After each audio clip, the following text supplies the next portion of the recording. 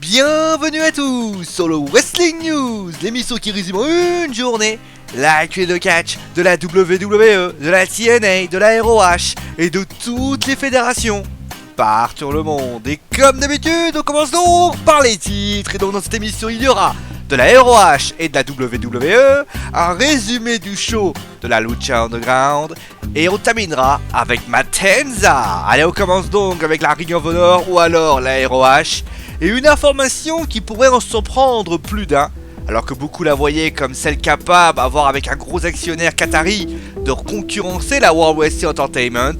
Eh bien la Ring of Honor aimerait plutôt travailler avec elle. Dans une interview dans l'émission Ross Report, pour ceux qui n'ont pas compris, c'est l'émission de Jim Ross, Joey Koff, COO de la ROH, a parlé de la Ring of Honor, et n'a pas hésité à dresser des louanges à la WWE. Car en effet, après avoir dit que la Ring of Honor était en train d'évoluer positivement et qu'il n'y aurait aucun plan pour un show de 2 heures, eh bien il a ensuite dit être très fier de voir d'anciennes stars être à la WWE, et il serait même prêt à discuter business à la fédération, allant même la rendre disponible sur le WWE Network, afin qu'elle propose un contenu très large, moyennant finance bien sûr. Une information d'ailleurs qui n'est pas sans doute, qui peut être en plus peut être juste simplement une échange de respect, mais qui, pour Vince McMahon, l'entend, pourrait lui offrir une belle opportunité. Maintenant, il se murmure aussi que Sinclair Broadcasting, propriétaire de la Ring of Honor,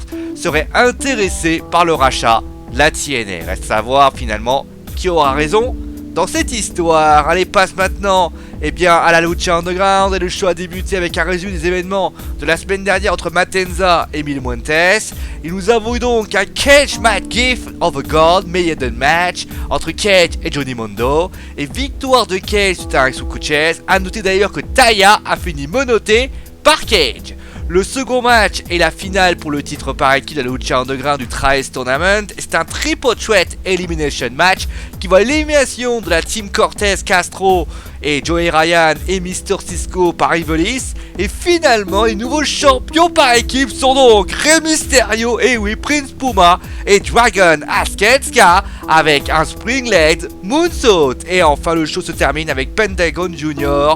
dans une chaise roulante au repère de Vampiro, qui lui demande donc de se lever. Pentagon ne peut pas, mais finit par faire l'effort, mais sans succès.